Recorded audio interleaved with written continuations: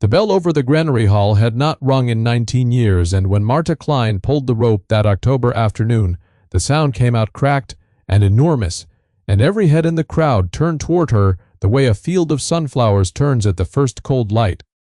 She stood on the loading platform with her sleeves rolled to the elbow and her hands stained green from the work of the morning. And below her, in the gravel yard, were gathered 90-odd families of the valley. The men who had laughed at her 3 years before, and the wives who had crossed the street rather than nod to her, and the children who had thrown burrs at her wagon. They were not laughing now. The wells of the whole eastern bench had gone to sand. The county water haul cost $40 a load, and the haulers would not come up the washboard road past the culvert that had collapsed in August. And Marta Klein, the woman they had called the Thorn widow, the woman who had spent every last dollar she owned on 58 acres of brush that no man in the valley would have taken as a gift, stood above them holding in her hand the only living water for 11 miles in any direction. Reinhold Vassar stood at the front of the crowd in a gray suit that had never known dust until that week, and he was smiling the smile he used on people he intended to own. But the verdict on Marta Klein had not been passed that day, and it was not Vassar's to pass, and it was not the crowd's. It had been passed long before, quietly, by the land itself, which remembers what the ledger forgets and speaks only in a whisper, so that a body must go still and small and patient to hear it at all. To understand what she said next, have to go back to the spring she came into the valley with everything she had left knotted into a coffee tin, which was $240 and a wagon, and no notion at all of what she was walking into. She had been a seamstress in the river town before her husband died, and after the fever took him, and the doctor took the last of what the fever had left, she found herself 31 years old and alone with a trade that paid in coins and a landlord who wanted the room. It was at the tax sale on the courthouse steps that she first heard the number that would become the whole architecture of her life. 58 acres on the upper bench, delinquent 4 years running, and the auctioneer read it out with a smirk already forming because he knew the parcel and everyone in that crowd knew the parcel, and the back taxes owed came to $191.60. Locust brush and blackthorn and wild plum grown into a wall a man could not walk through. Ground so choked that the last owner had walked off it and let it go to the county rather than pay another year of tax on land that fed nothing. When the auctioneer asked for a bid, the men laughed, because to bid was to volunteer to be a fool. Marta Klein raised her hand and said the sum plain, $191.60, and the laughing changed its shape into something meaner, and a man near the front called out that she had just bought herself a briar patch and a headstone, and the auctioneer, still smiling, brought down the gavel, because a sale is a sale and the county wanted its money more than it wanted her dignity. That left her with $48.40 in the coffee tin, a wagon, and 58 acres. She had never set foot on. She had not gone to that courthouse meaning to buy brush. She had gone meaning to buy a house lot she could not afford, and when she saw she could not, some hard practical arithmetic had run in her behind her eyes, the arithmetic that had kept her fed through 3 years of widowhood. Land was land. A body who owned land owed no rent, and $48 would not carry her through a single winter in a rented room. But it might, if she was careful, and if the ground held any mercy at all, carry her onto ground that was her own. That was the sum she carried up the washboard road, and it was a poor sum, and she knew it. When she stood at last at the edge of her 58 acres, she understood exactly how poor. The blackthorn came up higher than her head. The wild plum had grown into thickets so dense that the light did not reach the dirt beneath them, and where the light did not reach, nothing grew but more thorn, and the whole hillside was a snarl of it, gray and brown and armored, running up the slope to a stony rise where a single dead cottonwood stood like a gallows against the sky. She had bought a wall. She sat down on the tongue of the wagon and did not cry, because crying was a thing she had spent already, and instead she took out a pencil stub and figured on the back of the tax receipt how many days a woman with a grubbing hoe could work before her hands gave out, and how many square feet a day such a woman might clear, and how many days there were in the span of that clearing until the whole 58 acres was open ground, and the number she arrived at was longer than a life. She sat there a long while. Then a wren came out of the thorn and lit on the wagon wheel and sang at her, brief and furious and entirely unbothered. And something in Marta Klein straightened. If a wren could make a living in that briar, she thought, so could she. She did not yet know the wren was right in a way she had not imagined. The next morning, she walked the 4 miles down to the crossroads store to lay in what little her $48 would allow.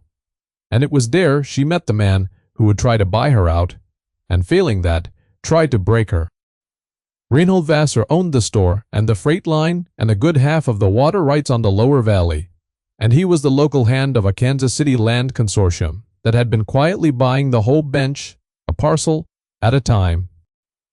He came out from behind his counter when he heard who she was, all warmth, both hands out, and he called her a brave little woman, and he was sorry, truly sorry, to see her taken advantage of at that sale, and because he had a soft heart he was prepared to take that useless briar off her hands, right now, today, for the full sum she had paid. $191.60, not a cent of loss to her, and she could go back to town with her dignity and her money both. It was a generous offer, and everyone in the store knew it was generous. And the 2 farmers by the seed bins nodded that she would be a fool twice over not to take it. Marta Klein looked at the money he had already counted onto the counter, and she thought of the rented room and the landlord, and she said quiet that the land was hers now, and she believed she would keep it. Vassar's smile did not move, but something behind it did. A brief, cold recalculation. And he said, of course, and that his door was always open when she changed her mind. He said, when, not if. She noticed that.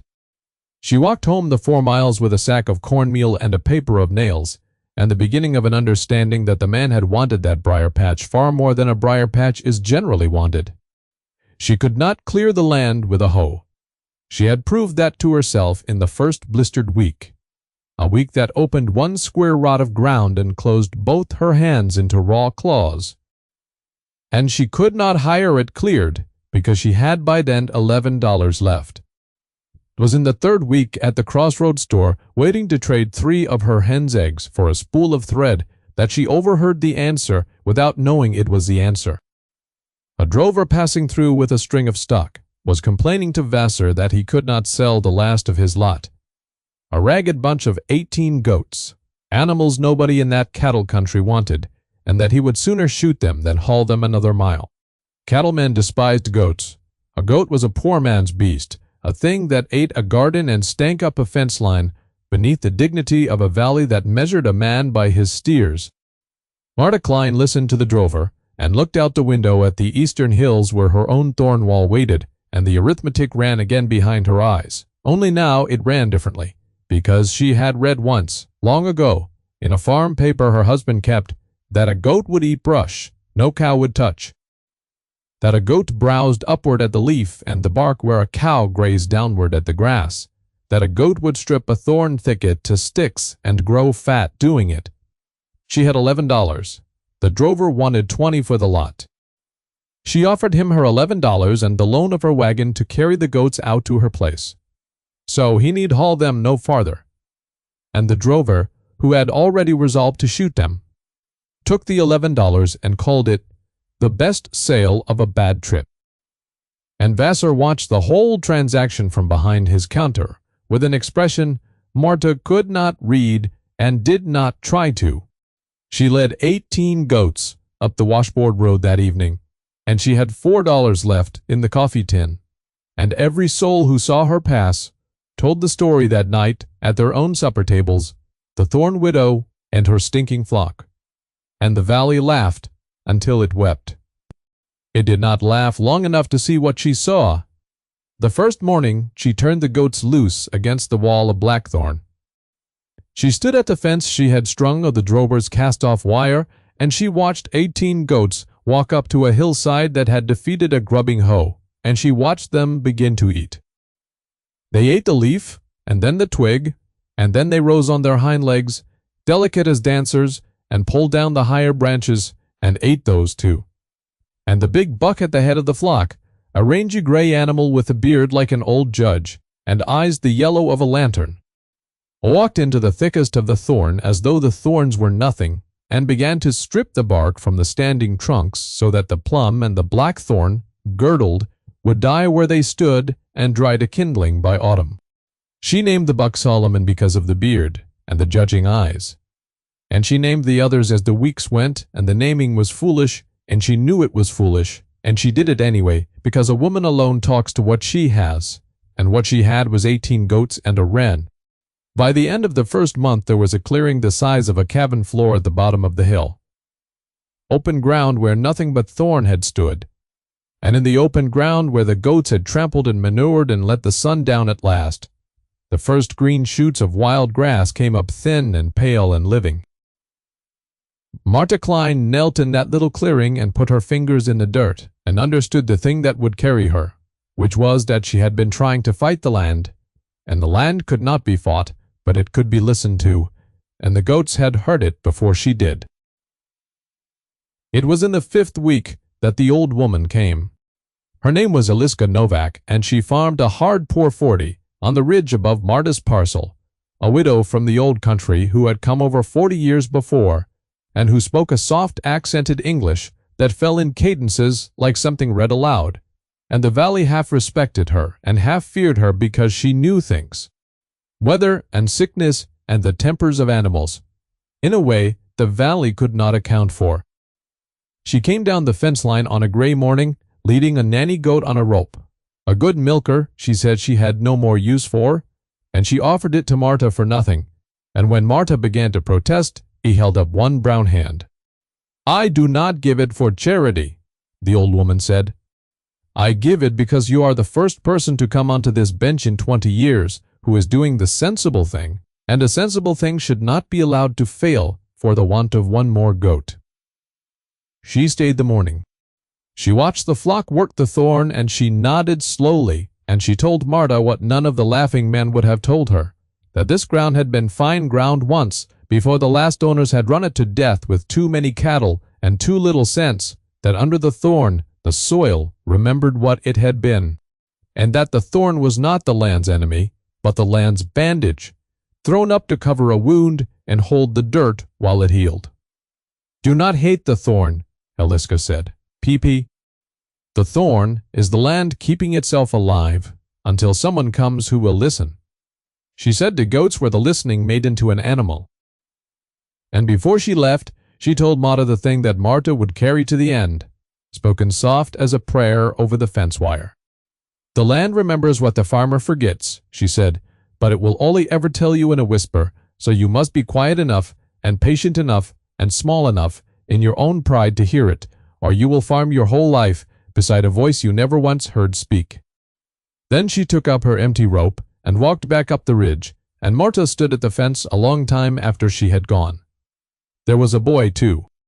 He came the way stray things come, sideways and silent, a thin, watchful child, of about 10 from the Dunmore place down along the creek.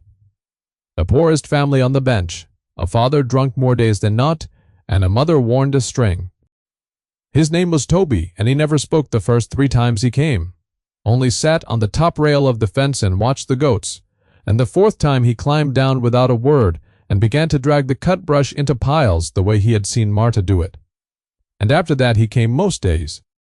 He named the goats she had not named. He gave the little black nanny the name Ink, and the twin kids the names Salt and Pepper. And he told Marta in the blunt, flat way of a child who has not learned to soften things, that his pa said she was a crazy woman who had bought a grave, but that he did not think she was crazy because crazy people did not make the ground turn green. And he had seen it turn green with his own eyes. It was the first defense of her that anyone in the valley had spoken aloud, and it came from a 10-year-old sitting on a fence rail, and Marta had to turn her face to the thorn a moment before she could answer him.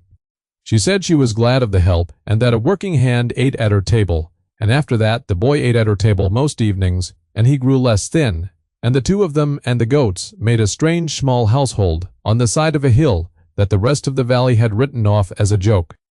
The joke went on all that first year and into the second. The goats went up the hill, and the clearing spread behind them like a slow green tide, 1 rod, and then 1 acre, and then 5. And the grass came in where the sun came down, and Marta let the goats do what their nature meant them to do, and did not try to hurry it, because Eliska had taught her that hurry was another word for not listening. She learned the flock. She learned that Solomon would lead them into any thicket if she walked in first, and that Ink gave more milk than any two of the others, and that a goat left to browse a hillside would take exactly what the hillside could spare and no more, moving on before it ruined the ground. So that behind them, the land did not go to dust as it had under the cattle, but greened and held. She made cheese. Eliska taught her the old country way of it, the pressing and the salting and the aging in the cool, and here is where the second year turned. Because Marta had no cool place to age a cheese, and she went looking for one, up the hill into the country. The goats had opened into ground no human foot had touched in a generation, because the thorn had swallowed it whole.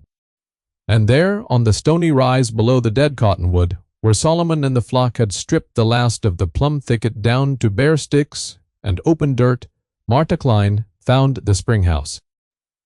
It stood to its waist in the cleared dirt, a squat building of dressed limestone blocks, moss-black and ancient. Its roof of stone slabs sagged but sound, and it had been so wholly buried in thorn that not even the county surveyors had known it was there, and inside it, cold and clear and endless, rose a spring. It came up out of the living rock at the back of the little stone room, and filled a carved stone trough, and ran out through a channel in the floor, and away downhill under the thorn where no one had ever seen its surface, and it was cold enough to ache the teeth, and it did not slacken in the heat of the day, and it did not. Marta would learn. Slacken in the driest year, because it came from deep under the bench, where the drought could not reach.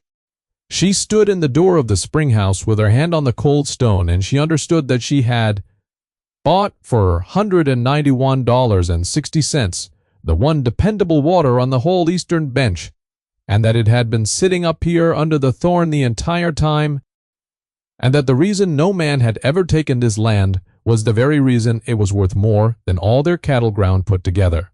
She understood something else, standing there, and it made her go quiet and careful.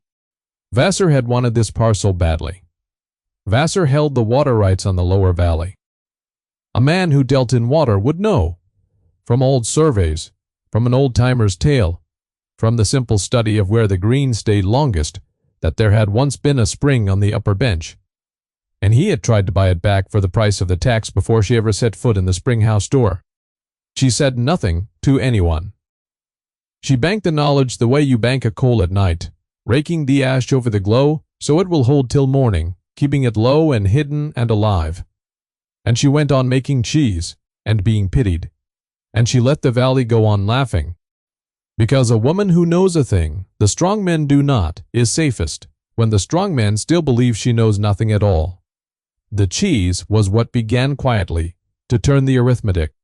She aged it in the Springhouse in the natural cold, and the cold and the salt and the old country patience made a cheese with a rind like autumn, and a heart pale and sharp and clean. And she carried a round of it down to the crossroads store, meaning to trade it for flour. A cook off a survey crew laying rail through the next county, a Frenchman by his tongue and a hard judge by his manner, and he tasted the cheese where it sat on the counter and went still. He asked who made it. He asked what she would take for the whole of what she had. He said he had not eaten cheese the like of it since the old country, and that his crew of 40 men would buy every round she could age. And he paid her, that first afternoon, more for 4 rounds of goat cheese than she had spent to buy her whole flock. He came back every fortnight the crew moved through, and he brought others. And word of the Thorn widow's cheese ran up the rail line ahead of him the way good news travels among hungry men. And by the close of the second year, Marta Klein had $110 in the coffee tin, and a flock grown to 41 head. and a standing order she could not fully fill. The valley noticed the money before it noticed anything else, because money was the only language the valley had ever spoken to her in, and the laughing grew a little uncertain at its edges.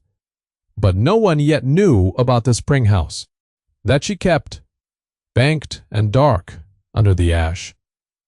Vassar knew the cheese was selling.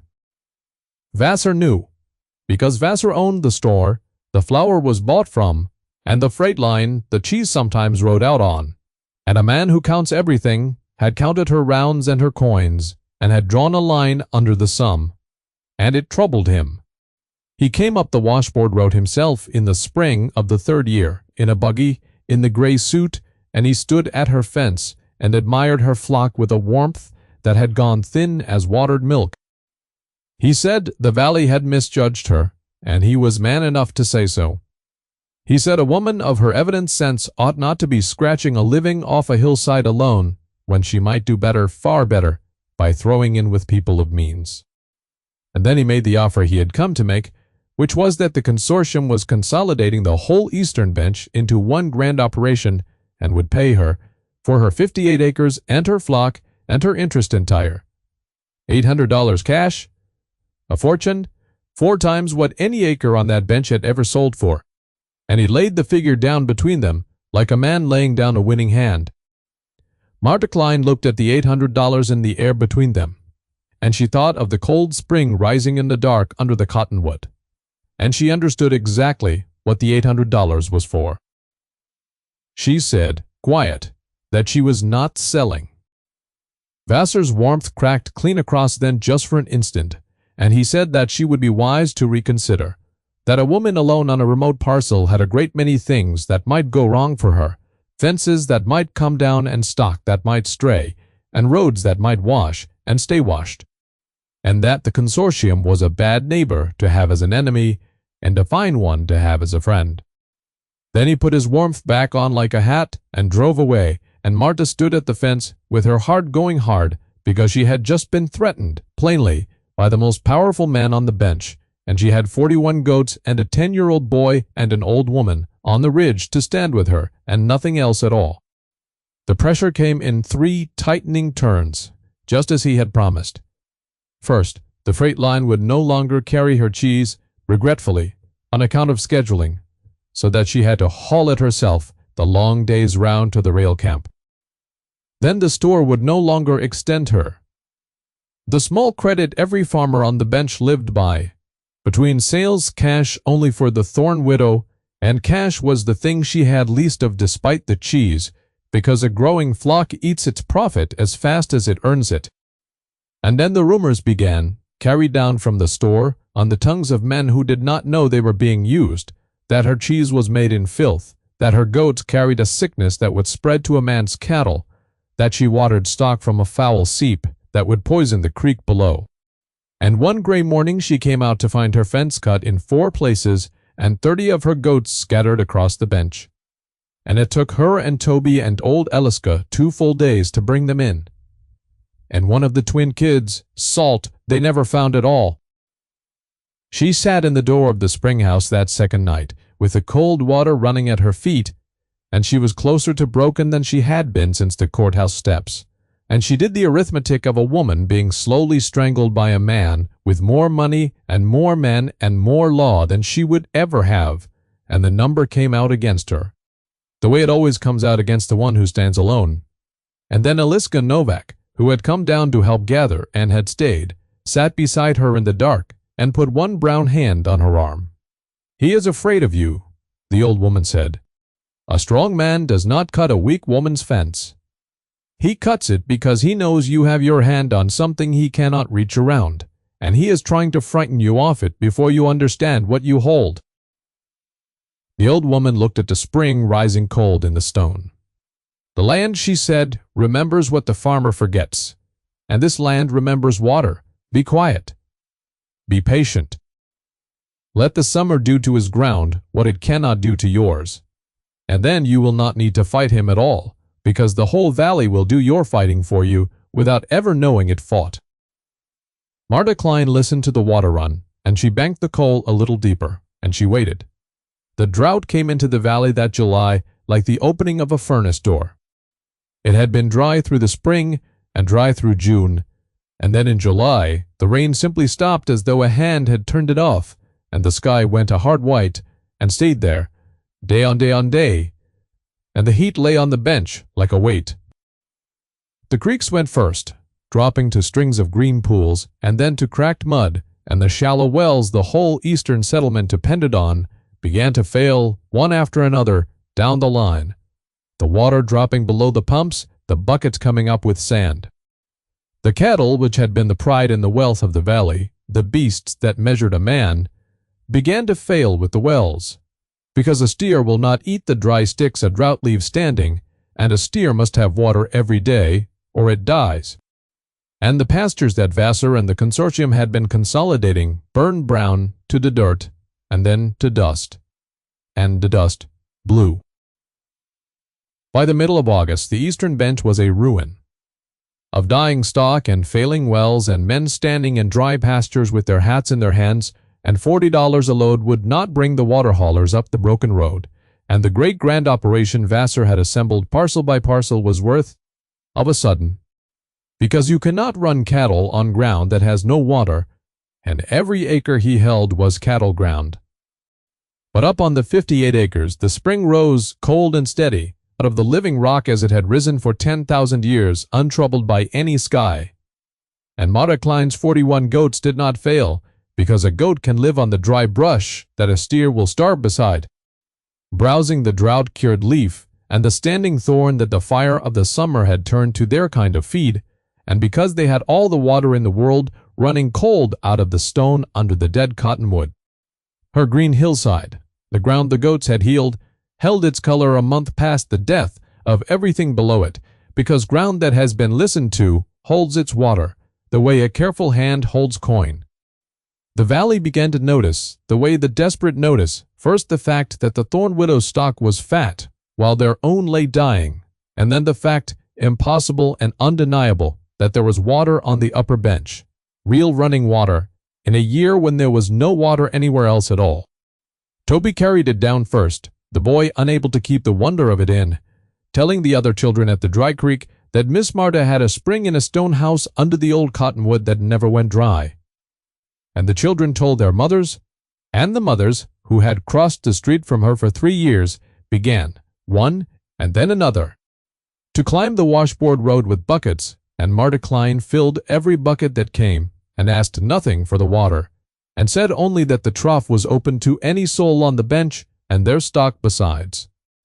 The first of the Humboldt came in the last week of August, and it was Amos Dietrich, who had bought 40 steers on the consortium's easy terms, and had led the laughing on the courthouse steps 3 years before. The loudest of the loud, the man who had called her hillside a grave. He came up the road on foot, because his horse was too weak to ride, and he stood at her fence, with his hat crushed in his 2 hands, and his face gone gray, and he could not at first make the words come. His well was dry. His steers were dying, 11 dead already, and the rest going, and he had a wife, and 4 children, and no water for any of them. And he had heard. And he did not know how to ask a woman he had wronged for the saving of his family. And so he stood there and shook. Marta Klein looked at the man who had laughed loudest, and the arithmetic ran in her one last time. The old cold arithmetic of a woman who had counted every coin for 3 years, and it told her plain that here at last was the hour to gouge.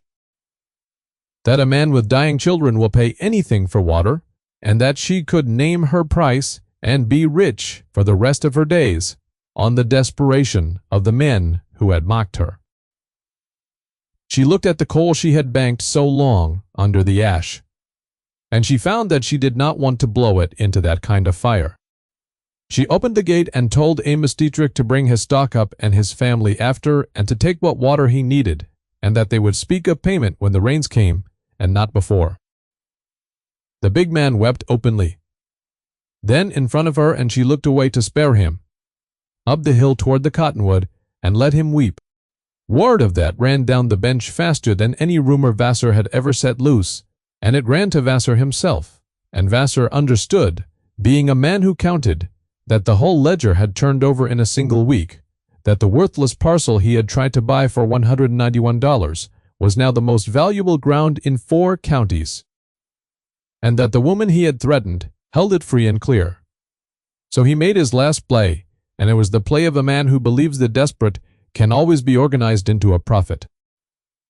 He called the meeting at the granary hall, and he sent word up and down the bench that there would be a solution to the water, a fair and orderly solution, and the families came, 90 of them and more, because when you are dying of thirst, you will go anywhere that promises water. And at the meeting, Vassar stood up in his gray suit and spoke of the crisis with great warmth and great sorrow.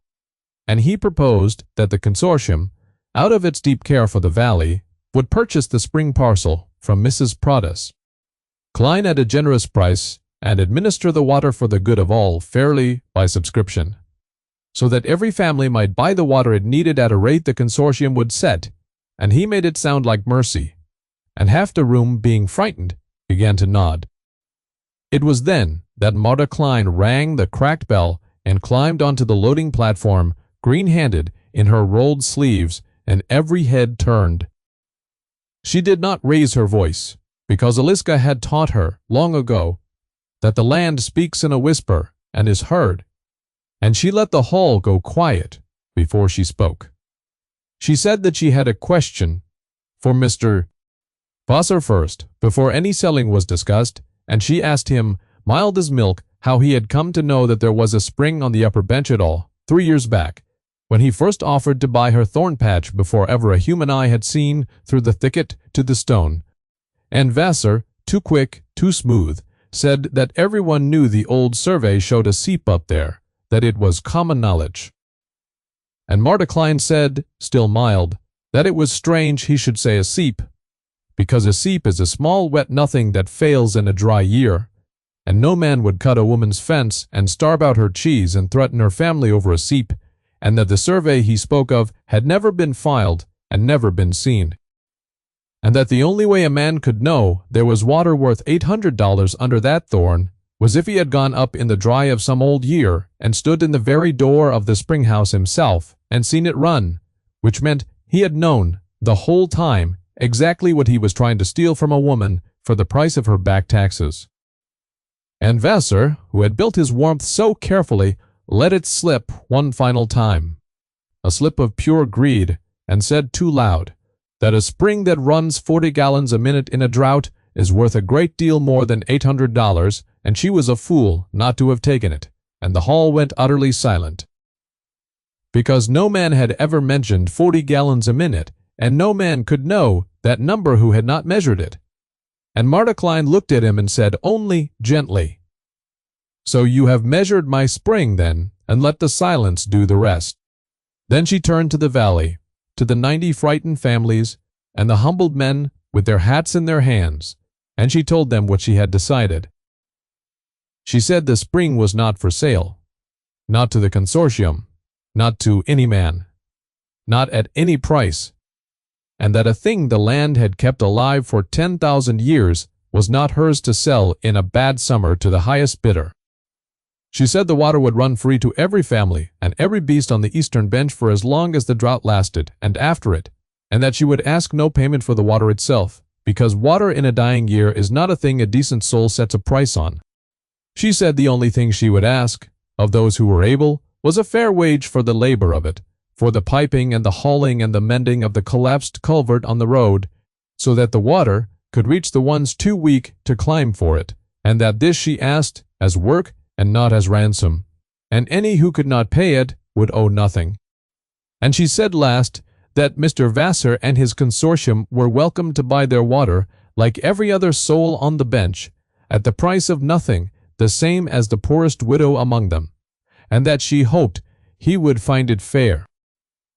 It was the finest cruelty and the finest mercy the valley had ever heard spoken in one breath, and for a moment no one moved at all.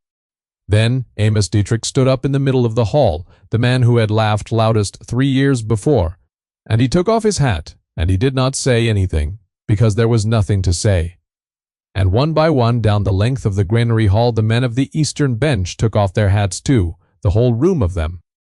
one though a slow tide of bared heads, turning toward the platform where the Thorn widow stood. And it was the only apology any of them knew how to make, and it was enough. Vassar looked around the hall and saw that the ledger had closed on him, that no man in that room would ever again buy so much as a nail from him, that his consortium's brown dead acres were worth nothing, and his name on the bench was worth less. And he took up his gray hat and walked out through the parting crowd, in a silence that was its own kind of verdict, and he was gone from the valley before the first rains came, defeated not by any weapon Marta Klein had raised, but by the simple fact of her decency laid down beside his greed for the whole valley to see the difference. The rains came in the middle of September, real rain, 3 days of it, and the creeks filled and the dust laid down and the burned pastures showed, at their roots, the first faint promise of green. The eastern bench had lost a great deal of stock and a great deal of pride, but it had not lost a single family because a woman they had scorned had opened a gate. They mended the culvert that fall, all of them together, and they laid a pipe from the Springhouse down along the road so the water would reach the far places. And they paid Marta Klein the fair wage she had asked for the labor of it, and she took it because that was fair. And she used it to build a proper cheese house and to fence her flock, which by then numbered better than 60 head. She was no longer the Thorn widow, and no longer the crazy woman who had bought a grave, and no longer a woman alone in the way they had meant it, which was a way that had never had anything to do with her being unmarried and everything to do with their believing she did not belong. She belonged. Now the valley had said so with its hats in its hands. Old Eliska Novak came down the ridge in the first week of the rains, leading no goat this time, only walking. And she stood at the fence beside Marta and looked out over the healing bench, the green coming back into the burned ground, the spring running cold and steady out of the old stone under the cottonwood. The goats moving up the slope where the last of the thorns still stood, taking it down leaf by leaf. Toby was up there among them, taller than he had been, no longer thin, calling the goats by the names he had given them. The old woman watched a long while before she spoke. "You heard it," she said at last. "All this time when they were laughing, you were the only one on this whole bench who went quiet enough to hear what the ground was telling you." She nodded slowly, at the spring, at the green, at the boy. "The land remembers what the farmer forgets," Eliska said, "and it only ever whispers. But you were small enough in your pride to lean in close, and so it told you where the water was and where the mercy was, and those were always the same place." Then the old woman patted Marta's green-stained hand once and turned and walked back up the ridge in the soft rain, and Marta Klein stood at the fence of the 58 acres she had bought for $191.60, the worthless briar patch that had turned out to hold the only living water for 11 miles. And she watched a wren come out of the last of the thorn and light on the wire and sing at her, brief and furious and entirely unbothered, exactly as one had done on the day she first sat down in despair, and this time she understood what it had been telling her all along.